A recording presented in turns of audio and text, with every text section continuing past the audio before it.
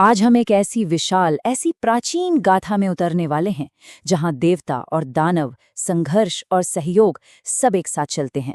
ये सिर्फ एक कहानी नहीं है, बल्कि ये संतुलन, अनुशासन और अहंकार के बीच की एक कभी न खत्म होने वाली लड़ाई का एक गहरा प्रतीक है। जी हाँ, हम बात कर रहे हैं समुद्र मंथन की। जरा सोचिए कैसे कैसे अहंकार का सिर्फ एक पल, एक छोटा सा लम्हा पूरे स्वर्ग की महिमा को खत्म कर सकता है। यही सवाल इस पूरी कथा का केंद्र है। तो चलिए इसी नजरिए से इस कहानी की गहराइयों को समझते हैं। तो इस कहानी की शुरुआत होती है दो बहुत ही शक्तिशाली किरदारों के टकराव से, जिनका स्वभाव, जिनकी सोच एक दूसरे से बिल्कुल जुदा है। देखिए, एक तरफ है ऋषि दुर्वासा, जो खुद भगवान शिव के रौद्र रूप का ही एक अंश माने जाते हैं। वो अनुशासन के प्रतीक हैं और उनके लिए ब्रह्मांड का संतुलन ही सब कुछ है। उनका क्रोध इतना तेज है कि तीनों लोग कांप उठते हैं।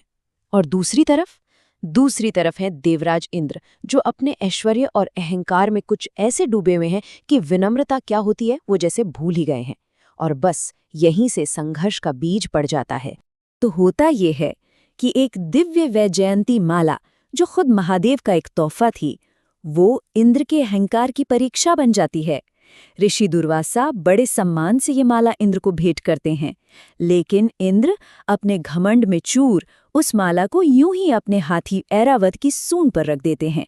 अब माला की दिव्य सुगंध से ऐरावत बेचैन हो जाता है, उसे नीचे गिरा देता है और अपने पैरों तले कुचल देता है। ये अपमान देखकर ऋषि दुर्वासा का क्रोध मानो फट पड़ता है और वो श्राप देते हैं कि स्वर्गलोक श्रीहीन हो जाएगा। अब देखिए, श्री का मतलब सिर्फ धन दौलत नहीं होता। इसका मतलब है सौभाग्य, सुंदरता, दिव्य कृपा, सब कुछ। इंद्र के एक पल के अहंकार ने देवताओं से उनकी पूरी की पूरी महिमा ही छीन ली। दुर्वासा के श्राप का असर तुरंत हुआ। देवता शक्तिहीन हो गए और बस इसी मौके का फायदा उठाकर असुरों ने स्वर्ग पर हमला कर दिया और उस पर कब्जा कर लिया। अपनी सारी शक्ति खो चुके देवता ये युद्ध हार गए। अब हताश और बेबस होकर वो सब मिलकर समाधान के लिए भगवान विष्णु की शरण में पहुंचे और यहीं से समुद्र मंथन का रास्ता खुला। भगवान विष्णु ने एक ऐसा समाधान सुझाया जिसके बारे में किसी ने सोचा भी नहीं था। समुद्र मंथन। क्षीर सागर के अंदर छिपे अमरता के नेक्टर यानी अमृत को पाने के लिए देवताओं और असुरों को, यानी अपने सबसे बड़े दुश्मनों को, मिलकर महासागर का मंथन करना होगा। विष्णु की ये कूटनीति हमें सिखाती है कि जब जरूरत पड़े तो दुश्मन को भी दोस्त बना लेना चाहिए। ये सहयोग और संतुलन का पहला और सबसे बड़ा सबक था। पर ये कोई आसान काम नहीं था। इसके लिए एक बहुत बड़ी तैयारी की गई। मंदार पर्वत को मथनी बनाया गया, जो हमारे स्थिर मन का प्रतीक है। नागराज वासुकी को रस्सी बनाया गया, जो हमारी अनगिनत इच्छाओं का प्रतीक हैं, जिन्हें साधना पड़ता है। लेकिन जैसे ही मंथन शुरू हुआ, भारी भरकम पर्वत सागर में डूबने लगा। तब भगवान विष्णु ने खुद कूर्म यानी कच्छप का अवतार लिया और पर्वत को अपनी पीठ पर थाम लिया। ये एक मजबूत आध्यात्मिक नींव का प्रतीक है, जिसके बिना कोई भी महान काम संभव नहीं है। तो अब देवता और असुर दोनों ने मिलकर मंथन शुरू किया, लेकिन जो चीज सबसे पहले बाहर निकली वो अमृत नहीं थी। वो कुछ ऐसा था जिसकी किसी ने कल्पना भी नहीं की थी। ये किसी भी महान कोशिश का पहला चरण होता है, जहां अमृत से पहले विष ही हाथ लगता है। समुद्र की गहराइयों से एक भयानक, जानलेवा विष हलाहल बाहर निकला। ये इतना विनाशकारी था कि इसकी तेज गंध और ताप से ही पूरी सृष्टि में हाहाकार मच गया। असल में ये हमारे अपने मन के मंथन से निकलने वाले नकारात्मक विचारों, डर और गुस्से का ही प्रतीक है। जब कोई और रास्ता नहीं दिखा तो सबने मिलकर भगवान शिव से प्रार्थना की और सृष्टि को बचाने के लिए महादेव ने बिना एक पल सोचे उस भयंकर हलाहल विष को पी लिया। लेकिन माँ पार्वती ने अपनी शक्ति से उस जहर को उनके गले में ही रोक दिया। इसी वजह से विष ने उनके कंठ को नीला कर दिया और तभी से वो नीलकंठ कहलाए। ये त्याग और संयम का सबसे बड़ा, सबसे महान उदाहरण है। शिव के इस महान त्याग के बाद जब समुद्र मंथन दोबारा शुरू हुआ तो सागर ने अपने दिव्य खजाने बाहर निकालने शुरू कर दिए। ये खजाने असल में अनुशासित कोशिशों और आत्म मंथन से मिलने वाले मीठे फलों का प्रतीक थे। एक एक करके 14 अनमोल रत्न निकले।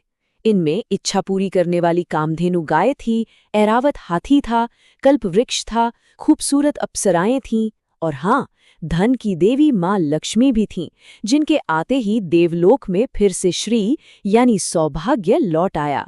और फिर सबसे अंत में देवताओं के वैद्य भगवान धन्वंतरी खुद अपने हाथ में अमृत का कलश लेकर प्रकट हुए। अमृत सामने था, पर संघर्ष अभी खत्म नहीं हुआ था। कहानी अब अपने आखिरी और सबसे नाटकीय मोड़ पर पहुंचती है, जहां दिव्य माया और विवेक से संतुलन को फिर से स्थापित किया जाता है। जैसे ही धन्वंतरी अमृत का कलश लेकर प्रकट हुए, असुरों ने लालच में आकर उनसे वो कलश छीन लिया और भागने लगे। अमर होने की इच्छा ने उन्हें अपनी संधि तोड़ने पर मजबूर कर दिया और एक बार फिर देवताओं और असुरों के बीच भयंकर युद्ध छिड़ गया। जब ऐसा लगा कि सृष्टि विनाश के मुहाने पर खड़ी है, तब भगवान विष्णु ने एक बेहद खूबसूरत, मन को मोह लेने वाली मोहिनी का रूप धारण किया। उनकी सुंदरता इतनी कमाल की थी कि देवता और असुर दोनों ही अपने हथियार भूलकर बस उन्हें देखते रह गए। मोहिनी ने अपनी चतुराई से असुरों को मना लिया कि वो निष्पक्ष होकर सबको अमृत बांटेगी। ये दिव्य विवेक का प्रतीक है, जो बल से नहीं बल्कि बुद्धि से धर्म की स्थापना करता है। तो मोहिनी देवताओं को अमृत पिला रही थी, लेकिन राहु नाम का एक चालाक असुर भेष बदलकर उनकी लाइन में आकर बैठ गया। इससे पहले कि कोई कुछ समझ पाता, सूर्य और चंद्रदेव ने उसे पहचान लिया, पर तब तक वो अमृत की कुछ बूंदें पी चुका था। भगवान विष्णु ने तुरंत अपने सुदर्शन चक्र से उसका सिर धड़ से अलग कर दिया, लेकिन अमृत के असर से उसका सिर, जो राहु कहलाया, और धड़, जो केतु कहलाया, हमेशा के लिए अमर हो गए। इस महान गाथा की विरासत आज भी हमारे बीच जिंदा है।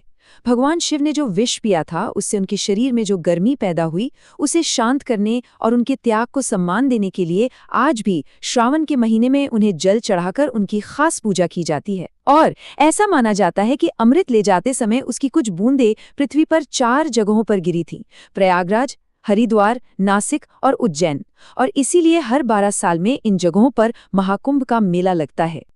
तो जिस तरह देवताओं और असुरों ने अमृत के लिए सागर का मंथन किया, ये कहानी हमें ये सोचने पर मजबूर करती है कि आज के दौर में हम अपने अंदर किस अमृत की खोज कर रहे हैं। शायद वो आत्मज्ञान, संतुलन या फिर मन की शांति का अमृत है, जिसे पाने के लिए हमें भी अपने मन का मंथन करना ही होगा।